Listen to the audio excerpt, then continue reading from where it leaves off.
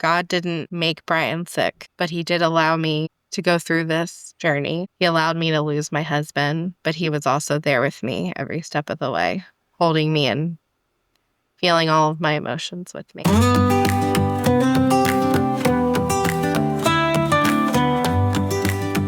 Welcome to the Inheritance of Hope podcast. Every day, 562 children lose a parent to terminal illness. They shouldn't have to face that alone. You can pretend to avoid the painful realities of illness, grief, and death, or you can deal with the real stuff in caring community. On the podcast, people in Inheritance of Hope's community share raw, personal stories of pain, trials, and the shadow of death, which are also stories of joy in terminal illness.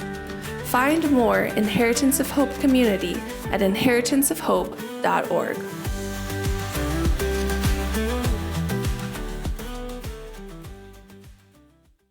Welcome to the Inheritance of Hope podcast. I'm so excited for you to be on here today and talk a little bit about your story. So go ahead and introduce yourself.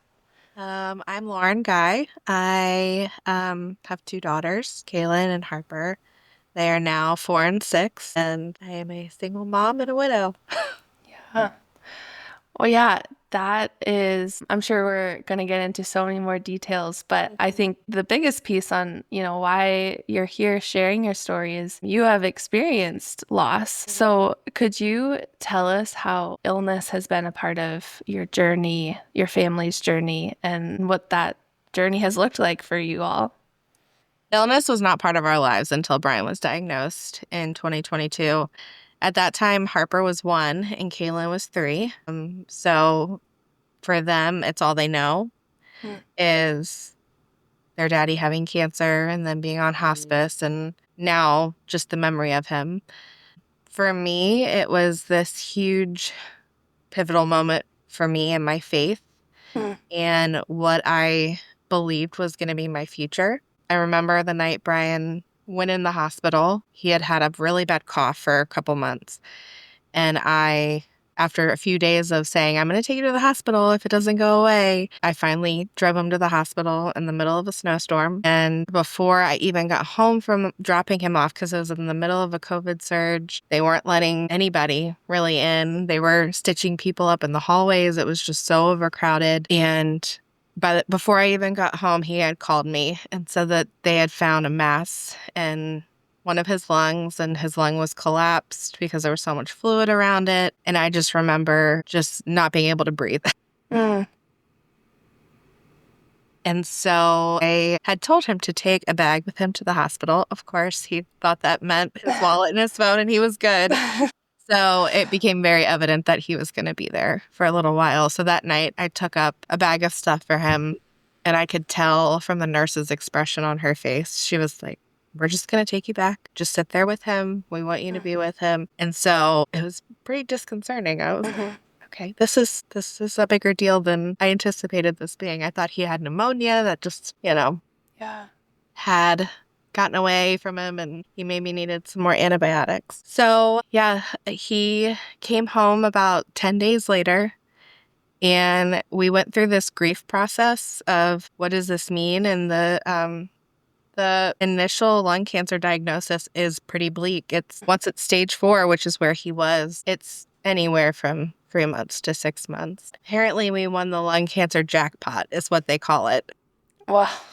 It's a rare gene mutation that you can be on certain medications, like just a pill form of chemo. And there are people that I still know, like keep in touch with some of them, that they are now 15 years out, still living with this genetic mutation. And unfortunately, Brian wasn't one of them. He had progression on the medication rather quickly. And so about 18 months later, he passed. It has been heartbreaking. It's Yeah. not something, when I got married to him, I was like, yeah, this is the man I'm going to spend my life with. I'm going to grow old with him and we're going to have a family. And we even had a bucket list of what we wanted to do when the kids were out of the house. I remember him like being very scared when we had kids. He's like, I don't know if I'm going to be a good dad. I don't know how to be a good dad. The second he held our daughter, I just fell in love with him all over again. He tried even when it wasn't comfortable or natural for him. And he was an amazing dad. It was just an explosion of emotions in the heart every time I saw the girls interact with him, because they just loved him and they were obsessed with him just like I was and still am. But for them, it's been heartbreaking because he's not able to watch them grow up. And Harper was so little that her only memories now are of him on hospice. And we've driven into Baltimore and she's asked if we're going to go pick Daddy up from the hospital because he was at Hopkins. So that like her only memories are of him being really sick and on his deathbed, which is really sad to me. Kaylin can remember more, and they had their little traditions, and she's a walking, talking replica of Brian in female form, which I adore. I love it. But that's their life, you know? Like, cancer is what they knew. Death is what they know. That's what they've experienced. So yeah, it's been a big part of our lives, more so over the last 2 years or 3 years, I guess. Wow. And I feel like it's just obviously the loss of anyone in your life is difficult, but especially the loss of your partner who you two had dreams together. So it wasn't even just the death of your person, it's the death of everything that you dreamed up together, and needing to pivot quickly. It seems like, going in for a cough and then a short timeline later, it's like, wow, how do I pivot from this or change not only your normal, but those dreams? Yeah, that is so difficult. He was definitely my best friend, and we were such a good team. And if anything shows you how good of a team you are with your spouse, it's losing them and seeing how we really did just work well together, and not just, in the normal day-to-day things, but just like how much of your life changes and how big of a part is missing. Just the laughter and the things that you would talk about. So many little losses. Yeah, and I'm sure you were so aware of, how much you loved him in the moment and like, wow, this is such a good moment. Yeah. And then in the absence of those things, it's probably just that love is still there, and you just feel that gap of like, wow, that it's a lot, maybe even bigger than you realized, even if you were aware of it in the moment. And yeah, how did you and Brian meet? So we met at church. We both did a lot of things in the background. So he was the longest standing elder, we call it the board, at our church, where he was one of the direct people with the pastor who, they had meetings quarterly and just advised him on things and were there as support. He was also the head of the finance team and just a bunch of different behind the scene tasks, because that's who he was. I was doing curriculum for the kids ministry, where I was at the church when nobody else was and just putting supplies in rooms, and I would see him and I wouldn't know what to say, and I was so awkward. I was like, okay, I'm gonna go. But we also were in some groups together. Ironically, our first group together was Disappointment with God. It was a book by Philip Yancey that we went through together. We both had been through a couple rough things prior to doing that group together. And we learned a lot about each other, like the deep nitty gritty stuff. So our first date was like, what's your favorite color? What do you like to do in your free time? Because we had just gotten to know each other on such a deep level. But yeah, we had people who kept trying to set us up. They would invite us both out to dinner and say, it's a group thing. Yeah. And it was not a group thing. It was a clear double date. Oh my gosh. But one thing was very clear to both of us. We just felt God telling us individually that we were supposed to be together. And he had quoted an Andy Stanley sermon to me that was, if you're running towards Jesus and you look around and you see people around you running towards God, And then you look back later and they're still the same people right with you. Those are your people. And if you're looking to date somebody, you want somebody who's running towards God where you are. And he said every time he looked next to him, I was there, which I don't know if that's a stalker thing, but we did. We just kept running into each other. We were just in the same place at the same time. And it was just a God thing. It was the most natural, genuine, authentic relationship. Like, we weren't seeking it out. We didn't even want to date anybody when we met. I was like, I don't want to date. He's really cute, but I don't want to date. Yeah.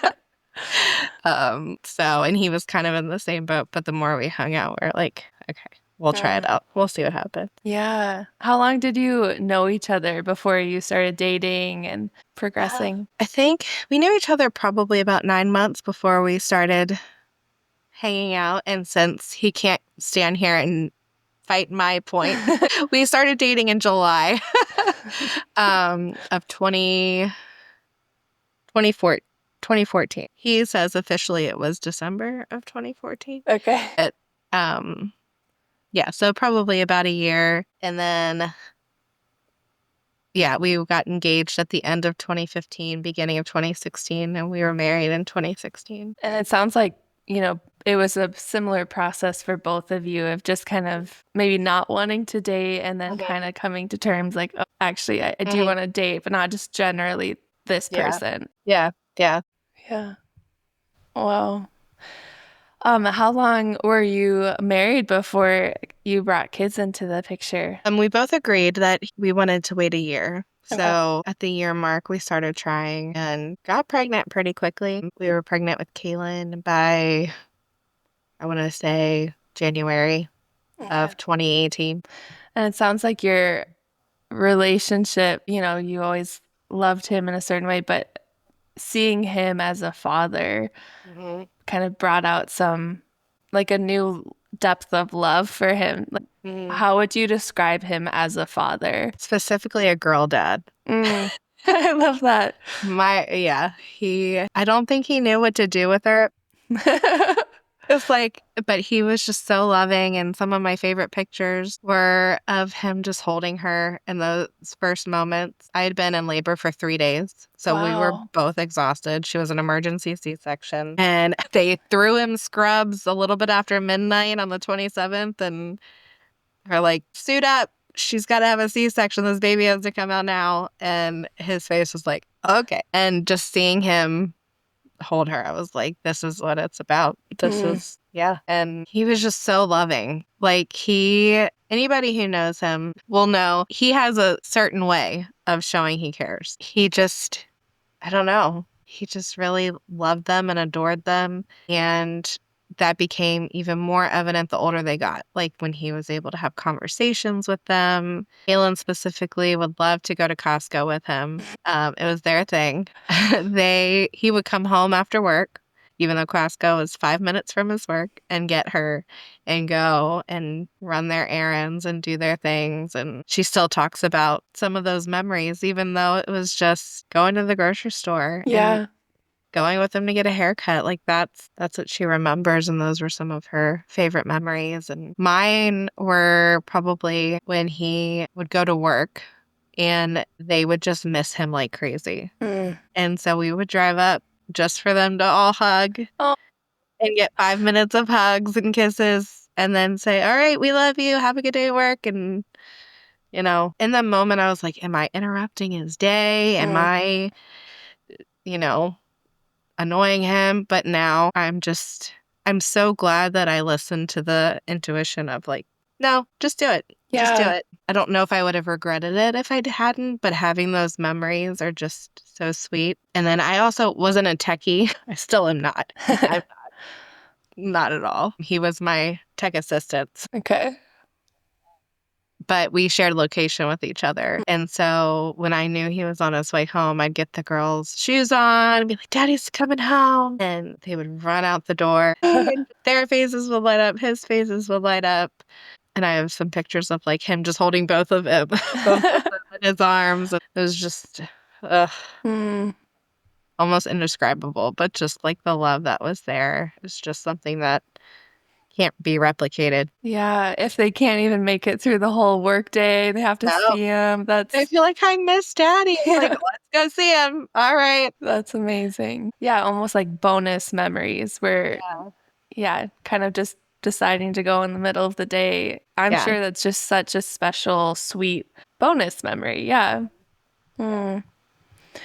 Yeah, what was it like? I know you touched on this a little bit, but receiving the news that, okay, it's not pneumonia, it's not just a cough. Now you're in the hospital 10 days. Yeah. What were some of those conversations like that you two had together? I'm a planner, so I Mm, immediately went into planning mode of just like, what do I need to know? What do we need to do? We met with a financial advisor. We sat down and came up with a list of things we wanted him to leave for the girls, which the legacy video was one of them. mm, Um, and yeah, it was just like I said, there was a part where it was like this grief of the life we knew. And we literally like laid on the couch. My parents took the girls, they live close by.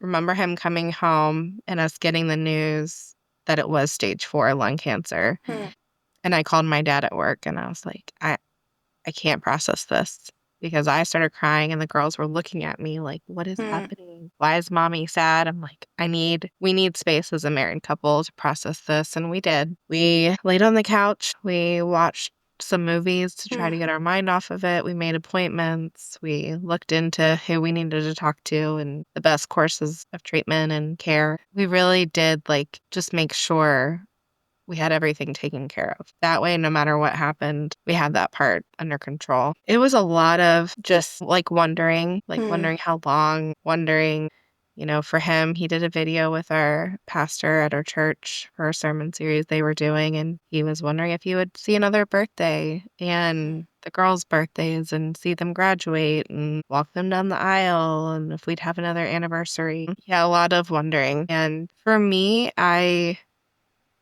was expecting to be a little bit more angry than mm, I was. It just didn't seem fair. But at the same time, I have been okay, even now, like not knowing why, mm. like God's reasonings for why, because I feel like if I knew why as a human here on earth, it would not compute. It would Mm, not, I don't know. The mm. ends would not justify the means. Like I understand that that needed to happen, but why did he have to die for that to happen? Yeah. There was a lot of questions, though, like mostly just why him? He Mm, was one of the most amazing men I've ever met, and most of our friends and family would say the same thing, and it just didn't seem fair. But I knew immediately that he was very soft-spoken. I am Italian, so I am not. When I need to speak up, I can speak up. yeah. And I knew right then that I was going to be the one to really advocate for him, push to make things happen, which definitely served us well because insurance isn't easy. No. Getting these appointments isn't easy all the time. And so just advocating for him. And I spent hours, I couldn't sleep for, I don't think I actually fell asleep for like maybe 3 or 4 days. I was just Mm, researching everything to do with all the gene mutations. And then when we found out which gene mutation it was, everything with that gene mutation. And it was just a lot of research and a lot of what do we need to do? What do yeah. we need to do to keep you around? And that's kind of the mentality I kept until the last day. Mm. Oh. And that I think just kind of goes to show what you were saying earlier about, being good partners, that he was able to be the patient and focus on, what he needed to do with you handling or like being that advocate and kind of being able to take that burden off of his shoulders and or not even that, but just share the burden together. Sounds like, yeah, you were a, a great team. Yeah. And what you said about, not being as angry as you expected, I think that's such a normal response, because if you're a planner or not, just wanting to know what is going on. And yeah, Mhm. why did that need to happen? Yeah, if anger wasn't as big of a response as you anticipated it being, what other emotions were really prominent for you or for Brian or just both of you together? I really think sadness, and I think for him, probably anger was in there because his life, like he was happy about going to heaven. Like he's always looked forward to heaven. So that part didn't, the dying part didn't scare him, but just having this family and so many things that he was going to miss out on really, really affected him. For me, at any given point during the cancer journey, I could not tell you how I was feeling. I felt pretty numb during a lot of it. I felt sad and grief already, which was confusing for me because that anticipatory grief of, okay, I know I'm like, yes, I know God can heal, but the reality is I'm losing my husband. And I don't know what to think about that because there's so much in the meantime that needs to be done. I was still a mom of two. I was still needing to make appointments and trying to get him the best care that I could get. Yeah, my emotions were all over the place. I think a lot of it was just anxiety and depression, and it was just scary. Probably fear. Yeah. One of the main ones. Just waiting, a lot of waiting for the next bit of news and then waiting for the next scan. And yeah. Yeah, the helplessness feeling where you're just, the waiting without being able to control any of the outcome. Man, that would produce so many anxious thoughts, or just balancing the tension of, needing to contribute and continue on as a mom, as a wife, as someone showing up to a daily life, but then having this huge underlying thing. What was it like being in a circle of friends or a community and sharing the news that, Brian has this diagnosis, and what was it like to invite other people into that story? So the main prayer that we had during all of this was, and still is my prayer, that God will use it to reach other people or help other people going through the same thing. But I will tell you, inviting other people in, and we have an amazing, amazing church community, and my family lives close, and I would not be surviving right now without my family. But it still felt and still feels lonely. We were loved and cared for well throughout his cancer journey. It just still felt very lonely. You look around, for the most part, everybody's married, everybody has their families, they have their health, and you just feel alone. You feel like your world is caving in and nobody can relate to how it's making you feel and like what is actually going on in your head. It's like you're in a room full of people and you just feel isolated. Yeah, I'm going to read a C.S. Lewis quote, and I wonder if this resonates with your experience. But when he was grieving, he wrote that perhaps the bereaved ought to be isolated in special settlements like lepers. He felt so isolated and felt like he needed to be removed from society because, nobody got it. How has dealing with, Brian's illness and then death felt like for you? I mean, having kids is also a different factor in and of itself. There have been, like recently we went through a marriage series at church, which I have never felt more disconnected from just like sermons in church more than I felt that during those couple of months that we had those series.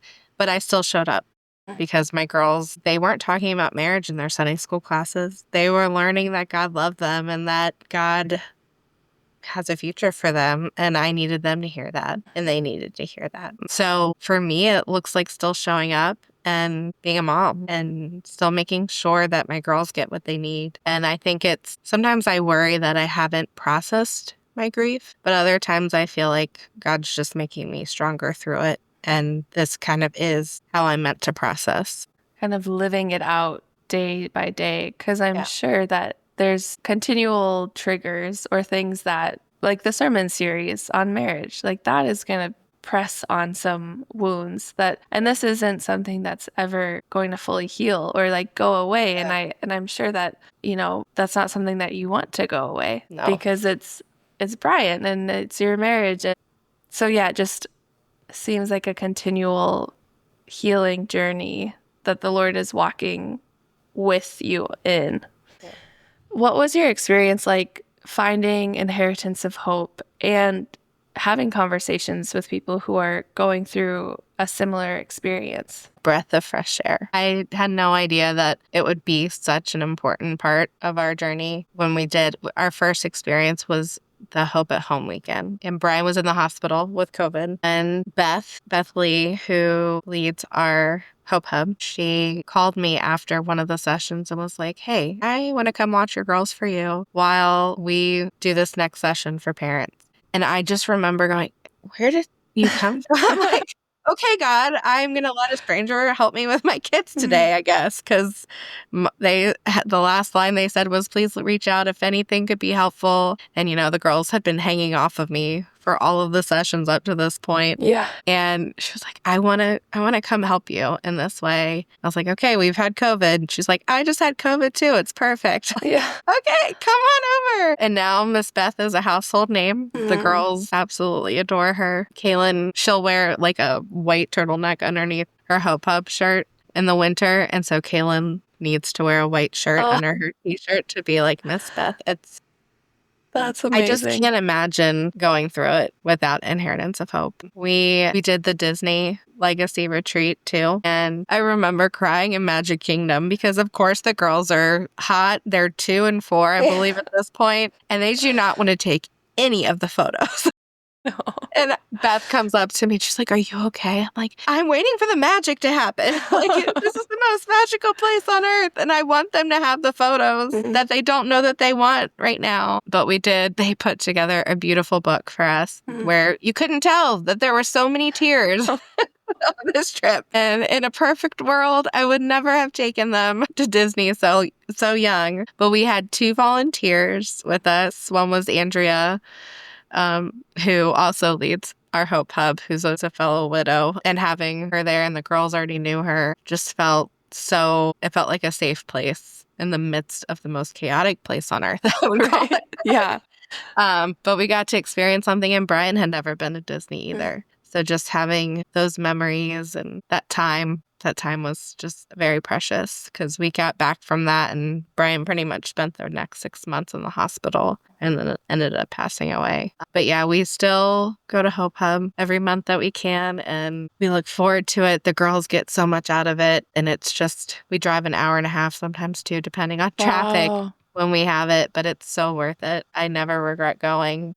No one wants to face terminal illness, but the reality is more and more parenting-age people are being diagnosed with cancer and other illnesses, and every day in the U.S. alone, 562 kids will experience the heartbreaking loss of a parent due to terminal illness. But here's the good news. You don't have to face it alone. Join a hope-filled community of care that truly gets it. Whether you're living with illness or navigating life after loss, find comfort in local gatherings, ongoing support, and compassionate volunteers. And the impact? It's life-changing. Families are getting connected, finding hope, and changing the way they navigate illness and loss, because together, hope is possible right in your own city. Find connection at inheritanceofhope.org. Just the community of like, I have another wife who sometimes we'll talk a little bit more, but most of the time we'll just send each other hearts back. Like, I see you, praying for you. Sometimes that's enough. It doesn't need to be a best friend who lives here that knows exactly what I'm going through.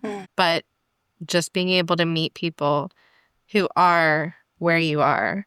I remember we were in one of the other wives, we were in the same focus group on the retreat.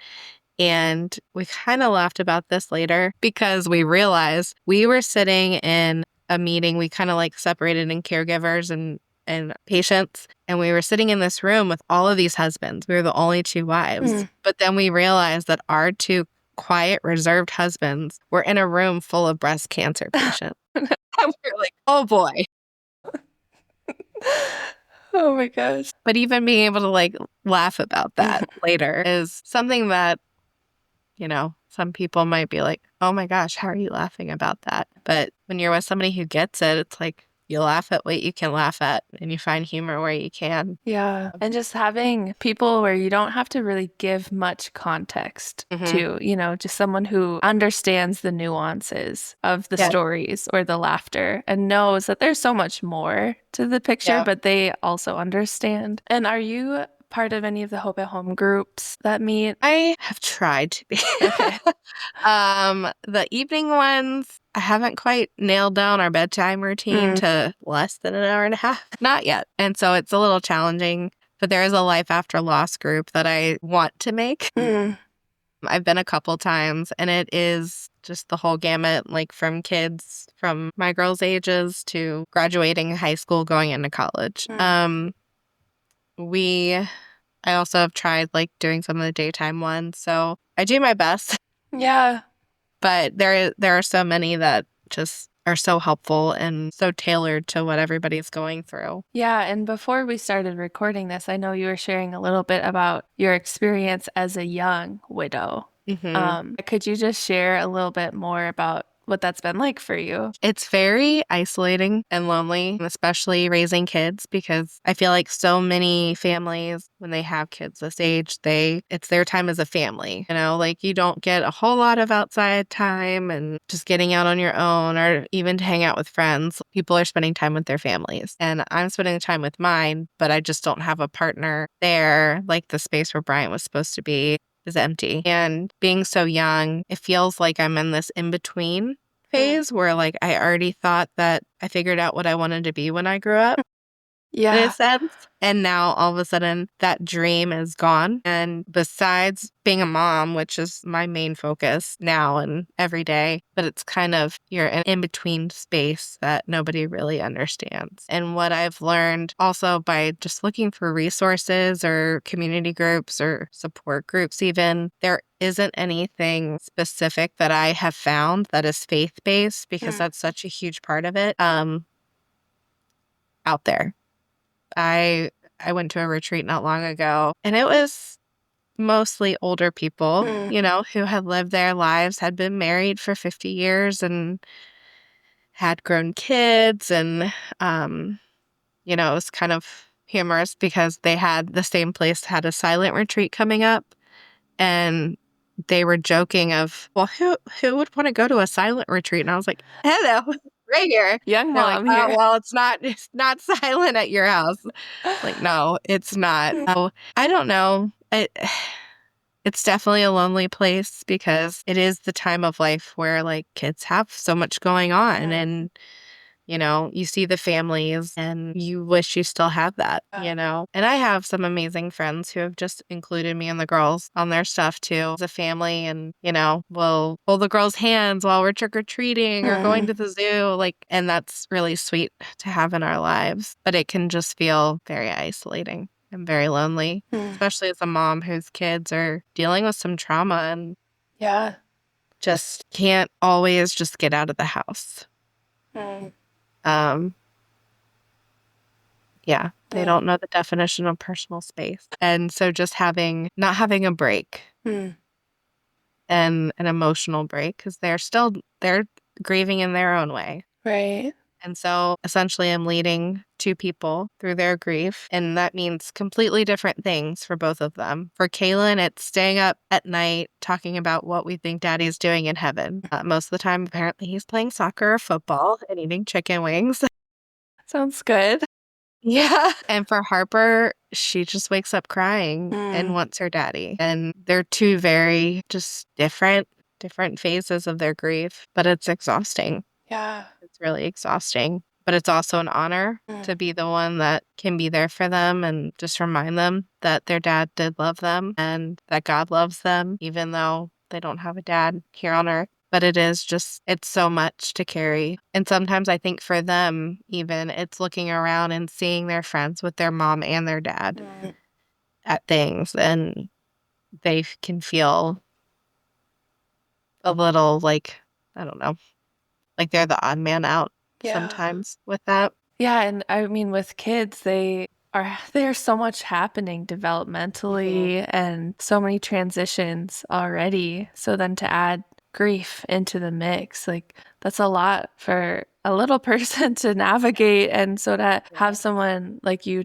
supporting them and just holding space for them while also navigating your own grief would be a full-time job. Like, that is a lot. And I'm sure that they probably don't have words for it yet, but you are helping them navigate something so big just through the love and support and stability that you're providing. We often hear people want to help, but they don't know how, because in this, it's almost like, I don't want to say the wrong thing, so I'm not going to say anything. What are some things that people have said or done that were not helpful? And what are some things that were helpful? Yeah, I would say the most helpful thing, and even still is helpful, anything that takes the guesswork out of it, any decisions that have to be made. So just one thing I've told people is if you get a nudge to do something, that's probably God telling you that that is what we need right now. And so if you feel comfortable doing it, just do it. I think the most helpful thing was obviously meals, because I was just, even still, I'm like, I don't know. Nighttime comes and I'm like, well, okay, what are we going to eat? And you try to plan as much as you can, but, kids and their appetites change, and what they like and don't like change by the hour. And so meals, definitely gift cards for meals or anything like that. Even just like a coffee drop off or something like that. Or sometimes like meeting up with somebody is too exhausting in the middle of everything, and it's one more thing to figure out. But at least with my close friends, the people who I allow in my space, just coming over and cleaning with me or sitting on the couch, like letting our kids play, just having that human interaction, the adult interaction means a lot. Some of the things that were not helpful. I'm sure there's a whole list. The biggest thing that I took away from this cancer journey was that Christians need to be careful with what they say, because what they say can truly impact somebody coming to know God sometimes. And even as a strong Christian, I caught myself listening to some people who I really respected and some of the things that they said and questioning, is my faith really as strong as I think it is? Because they would just say things like, well, all you have to do is pray, and God is a healing God.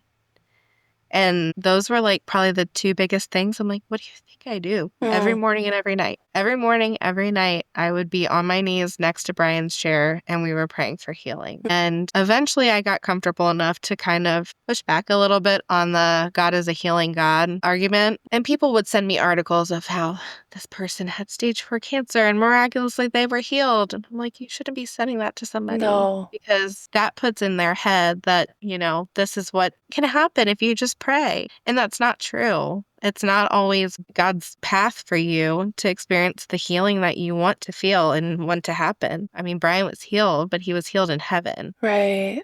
And while he is dead to us, he's living his eternal life in heaven now. But just that argument that God is a healing God. Yeah, absolutely. We believed every day that he could have healed him. But we also, with time, saw that the answer was no. Kind of being okay in that and accepting that and believing that God is still good in the midst of that. But I think those things, like the little Christian one-liners too, of, I don't know, everything happens for a reason, at least he's in heaven, are just terrible. Yeah. And I understand that some people don't know what to say. Don't say that. Say I'm praying for you. Say I love you. Give a hug. Or don't say anything at all.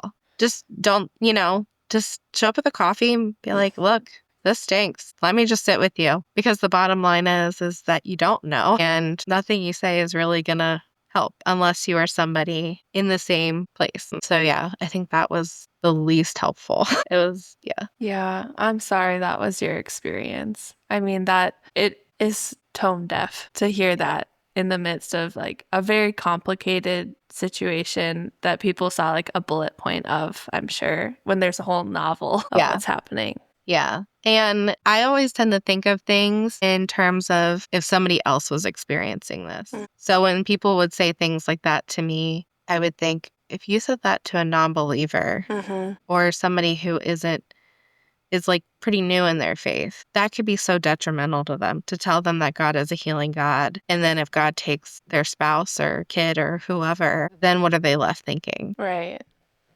And if that's their main experience with it, then they're left going, God didn't save my husband. Why? What was wrong with me? And so I tend to think of things in those circumstances because I believe that God's still good. I mean, he has offered so much peace and joy, even in the midst of heart-shattering circumstances. But it's been a learning experience, and I have a unique perspective on things, being on this side of things. Yeah. So I think watching what we say and how we say it. Yeah. Yeah. What would your message be to someone maybe who's listening, maybe another young widow or widower? Like, what do you want people to know in the midst of a difficult situation? I think the one thing that I have struggled with, and one thing that I keep telling myself, especially lately, is God still has a plan, because as women and as moms and wives, I feel like we've succeeded for the most part when we have the amazing husband and the kids. And that kind of feels like the beginning of the rest of your life. You know, you raise the family together, spend time together once the kids are grown, like you go through all the milestones together. And when that's taken from you, you can easily feel like, oh, well, I guess my path's over. Yeah. My journey's over. And when you're 80, 70, even 60, I mean, God always has a plan for you, but it's a little different when you're younger and you're raising these kids by yourself. But to realize that God still does have a plan. And I was reading I believe it was a Lisa TerKeurst book recently, that sometimes God needs you to go through these painful journeys to accomplish the work that he wants to do through you. And I mean, I know Brian's in heaven. Yeah. I know where he is. He's safekeeping. Like, he's up there. I know I'm going to see him again. And some days that's enough. Some days it's not. But knowing that God still has a plan and he's going to use me and use our story through my girls, through me, it just reignites that hope, and realizing that God is still good. We have cancer because we have sin. God didn't make Brian sick, but he did allow me to go through this journey. He allowed me to lose my husband, but he was also there with me every step of the way, holding me and feeling all of my emotions with me. So I would say give it all to him, whether it's yelling at him, crying, not even knowing really what you're feeling. Our pastor shared the Bible verse, Jesus wept, and that is simple. Like, he felt those emotions. He cried. And he's crying with you when you're hurting. And he shared a 2-word prayer that I pray a lot, and it's Jesus help. And God knows our hearts. He just wants us to hand it to him. And sometimes that means saying, God, just help me. Yeah. Just help us. So yeah, I think those are like the 2 biggest things, you know. God has a plan and he's there. He's still there with us. Yeah. I sometimes say, oh, I'm parenting with God now. Like, God has taken Brian's spot and, you know, he's helping me. Like, what do we do about this? Come on. Yeah, right. That 2-word verse, Jesus wept, is so simple but so profound. And I think also one thing you named is like the ambiguous emotion of like, what am I even feeling right now? And I think for me, for a personal experience, like I hate feeling like I don't know what I'm feeling, because if I know like, oh, I feel sad, here's this nice prayer, or like this, but it's when you're just a jumbled mess that I feel like it's just a great opportunity to invite the Lord in and be like, I don't know what's going on. You do. And I know you've got me in this, and I don't have to explain where I'm at. Yeah. You know more than I do. And that's so encouraging to remember. Yeah. And I think another thing that's important to remember is that joy is okay. Like, it's okay to still feel that joy. And we don't need to feel guilty about it because it's straight from God. When it became evident the night he passed away that he was going to die. And so I had texted our pastor and executive pastor, and they came over and we were talking about just, you know, our dating story and laughing. And it's okay to find joy still in these moments. And I feel like sometimes that guilt can take over and you feel like, oh, I should still be sad. And you are sad, but it's okay to still, especially with kids, Like, to me, it's been so important to make sure we still have fun in life and still live our lives and laugh together. And yeah, cry together, but laugh together and have a good time and feel that joy and live in that joy more times than not. Yeah. Some days it's easier than others, but Yeah, no kidding. Well, for the last question, we always want to end by asking whose life or death or legacy has been impactful to you? I mean, obviously Brian's has made the biggest impact on my life. He loved people well, but not loudly, if that makes sense. One thing that was said at his celebration of life was, I think it was a coworker of his talking to other people, just saying how he knew Brian was a Christian, but he never tried to force his faith on anybody, and he still felt valued and loved, even though he knew his lifestyle was not anything that the Bible condones and God condones. And that definitely spoke to me of just like loving people where they're at. You never know, just even being kind to people and treating them with respect, even if their lifestyle isn't something that you would approve of, just recognizing that you never know what somebody is going through. His death has just impacted every aspect of my life. I knew what I had when I had him. And it didn't mean our marriage was perfect. It just meant that our marriage was full of grace and truth, and he was my best friend. He was the one that I wanted to tell everything to. And yeah, it's crazy because I couldn't imagine my life without him in it when we got married. And now I still can't to some degree. It's just like, where do I go from here? Yeah, man, I feel like I want to just keep chatting with you for so long. You have so much wisdom and insight and experience by living through hardship. You know, you don't have like a fluffy, rosy kind of story. Like it's real. And I think so many people listening will hear everything you're saying and be like, that's me. I hear myself in what Lauren is sharing. And I think that is so unique because obviously any testimony is beautiful and just celebrates the work that the Lord does. But I think there's something so compelling about a story with grief and loss and navigating things that you never thought you were going to have to navigate. So I just really am hopeful that people experience a little less isolation, like you shared after hearing your experience and how you've walked through this as a young widow who still loves her husband so much and celebrates his life, his death, his legacy. So thank you for your time and sharing. Yeah, thank you. The moment we met, you made my world brighter. Holding hands, pushing carts, flirting and laughter. Simple moments that forever bonded our hearts. Even cancer could never tear our joy apart. Kaylin wrapped you in blankets, brought apples with care. Only 3 years old, she was always right there. Harper brought giggles, climbed up in your lap. She just wanted to share in whatever you had. Thank God for heaven, every day's a girl's day. In the highs and lows, we'll keep finding our way. God lives in our hearts, and Daddy's there too. So thank God for heaven, and the day we'll see you again. Hide and seek movie nights, dancing on the floor, watching your location for hugs at the door, spending nights